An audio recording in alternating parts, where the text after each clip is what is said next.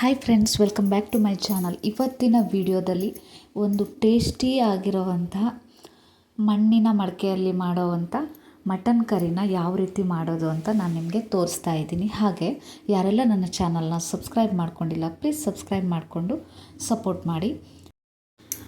ನೋಡಿ, ನಾನು ಇದಕ್ಕೆ ಬೇಕಾಗಿರುವಂಥ ಇಂಗ್ರೀಡಿಯೆಂಟ್ಸ ತೋರಿಸ್ತಾ ಇದ್ದೀನಿ.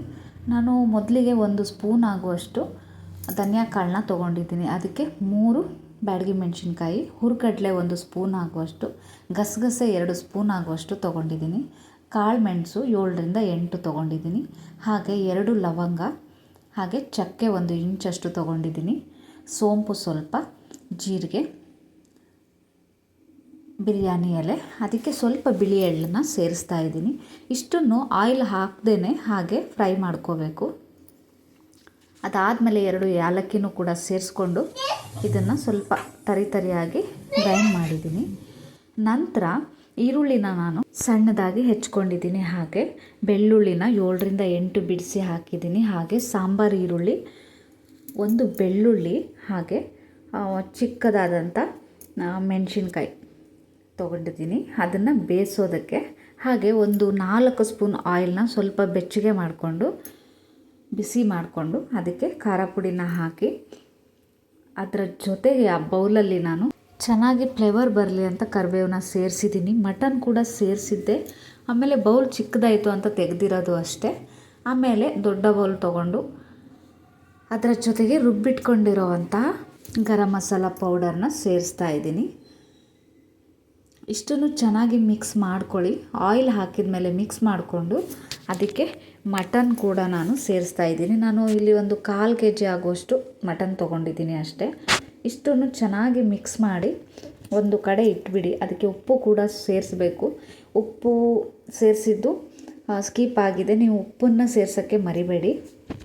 ಅದಾದಮೇಲೆ ಒಂದು ಮಡಕೆಗೆ ನಾನು ಎಣ್ಣೆನ ಹಾಕ್ತಾಯಿದ್ದೀನಿ. ಸ್ವಲ್ಪ ಎಣ್ಣೆನ ಹಾಕ್ಕೊಳ್ಳಿ.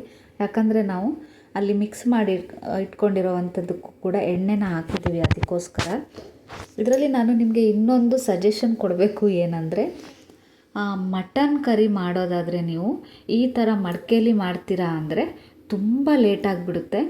ಬೇಯಿಸೋದಕ್ಕೆ 1 ಅವರ್ ಆದರೂ ಬೇಕು. ನಾನು ಮಾಡಿರೋವಂಥ ತಪ್ಪನ್ನು ನೀವು ಮಾಡೋಕ್ಕೆ ಹೋಗಬೇಡಿ, ಗ್ಯಾಸ್ ವೇಸ್ಟ್ ಆಗಿಬಿಡುತ್ತೆ. ನೀವು ಈ ರೀತಿ ಮಾಡೋದಾದರೆ ಮಟನ್ನ ಮೊದಲೇ ಸ್ವಲ್ಪ 4ರಿಂದ 5 ವಿಷಲ್ನ ಅರ್ಧದಷ್ಟು ಬೇಯಿಸ್ಕೊಂಡು ನೀವು ಮಿಕ್ಸ್ ಮಾಡಿ ಆಮೇಲೆ ಕೂಡ ಇದರಲ್ಲಿ ಇಟ್ಕೋಬಹುದು. ಈ ರೀತಿ ಮಾಡೋದ್ರಿಂದ ನಿಮಗೆ ಗ್ಯಾಸ್ ವೇಸ್ಟ್ ಆಗೋಲ್ಲ. ಗ್ಯಾಸ್ ವೇಸ್ಟ್ ಆದರೂ ಪರವಾಗಿಲ್ಲ, ಟೇಸ್ಟ್ ಚೆನ್ನಾಗಿ ಬರಬೇಕು ಅಂದರೆ ಈ ರೀತಿ ನೀವು ಮಾಡ್ಬೋದು. ಇಷ್ಟನ್ನು ನಾನು 5 ನಿಮಿಷ ಬೆಚ್ಚಗೆ ಇಟ್ಟು ಬಿಸಿ ಆದಮೇಲೆ ಚೆನ್ನಾಗಿ ಉಪ್ಪನ್ನು ಎಲ್ಲ ಕರೆಕ್ಟ್ ಇದೆಯಾ ಅಂತ ನೋಡಿ ಅದಾದಮೇಲೆ ದಮ್ ಕಟ್ತಾ ಇದ್ದೀನಿ. ದಮ್ ಕಟ್ಟೋಕ್ಕೆ ನಾನು ಗೋಧಿ ಹಿಟ್ಟಿಂದ ಏರ್ ಆಚೆ ಬರ್ದಂಗೆ ದಮ್ ಕಟ್ತಾ ಇದ್ದೀನಿ. ಇದಾದಮೇಲೆ ಮಧ್ಯದಲ್ಲಿ ಈ ರೀತಿ ಆಡಿಸ್ಬೇಕು, ಯಾಕಂದರೆ ತಳ ಹಿಡಿಯೋ ಚಾನ್ಸಸ್ ಇರುತ್ತೆ. ಅದಕ್ಕೋಸ್ಕರ ಇಷ್ಟು ಆದಮೇಲೆ ನಾನು 1/4 ಗಂಟೆ ಅಷ್ಟೊತ್ತು ಬೇಯಿಸಿದ್ದೀನಿ. ನೀವು ಅದಕ್ಕೋಸ್ಕರ ಮೊದಲೇ ಮಟನ್ ಕರಿ ಮಾಡೋದಿದ್ರೆ ನೀವು ಮಟನ್ನ 4 ವಿಷಲ್ ಆಗುವಷ್ಟು ಅರ್ಧದಷ್ಟು ಆದರೂ ಬೇಯಿಸ್ಕೊಂಡು ಈ ರೀತಿ ಮಿಕ್ಸ್ ಮಾಡಿ ಹಾಕೋದ್ರಿಂದ ಬೇಗನೆ ನಿಮಗೆ ಮಟನ್ ಬೇಯುತ್ತೆ. ಲೇಟ್ ಆದರೂ ಪರವಾಗಿಲ್ಲ, ಟೇಸ್ಟ್ ಬೇಕು ಅಂದರೆ ನೀವು ಈ ರೀತಿ ಕೂಡ ಮಾಡ್ಬೋದು. ನೋಡಿದ್ರಲ್ಲ, ಇವಾಗ ಓಪನ್ ಮಾಡ್ತಾ ಇದ್ದೀನಿ. ಇವಾಗ ಚೆನ್ನಾಗಿ ಬೆಂದಿದೆ.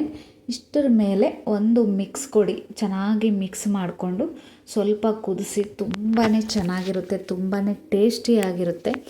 ಈ ವೈರಲ್ ಆದಂತಹ ಈ ಮಡಕೆ ಬಿರಿಯಾನಿ ಆಗಲಿ, ಮಡಕೆಯಲ್ಲಿ ಮಾಡುವಂಥ ಕರಿ, ಗ್ರೇವಿ ಎಲ್ಲನೂ ತುಂಬಾ ಟೇಸ್ಟಾಗಿರುತ್ತೆ. ಒಮ್ಮೆ ನೀವು ಮನೇಲಿ ಟ್ರೈ ಮಾಡಿ ನೋಡಿ, ತುಂಬಾ ಹೆಲ್ದಿ ಹಾಗೆ ಟೇಸ್ಟ್ ಕೂಡ. ಈ ವಿಡಿಯೋ ನಿಮಗೆ ಇಷ್ಟ ಆದರೆ ಲೈಕ್ ಆದರೆ ಸಬ್ಸ್ಕ್ರೈಬ್ ಮಾಡ್ಕೊಳ್ಳೋದನ್ನ ಮರಿಬೇಡಿ. ಹಾಗೆ ನಿಮ್ಮ ಫ್ರೆಂಡ್ಸ್ಗಳಿಗೂ ಕೂಡ ಶೇರ್ ಮಾಡೋದನ್ನ ಮರಿಬೇಡಿ. ಯಾರೆಲ್ಲ ನನ್ನ ಚಾನಲ್ನ ಹೊಸದಾಗಿ ನೋಡ್ತಾ ಇದ್ದೀರಾ, ಪಕ್ಕದಲ್ಲಿರೋವಂಥ ಬೆಲ್ ಐಕನ್ನ ಕ್ಲಿಕ್ ಮಾಡಿ.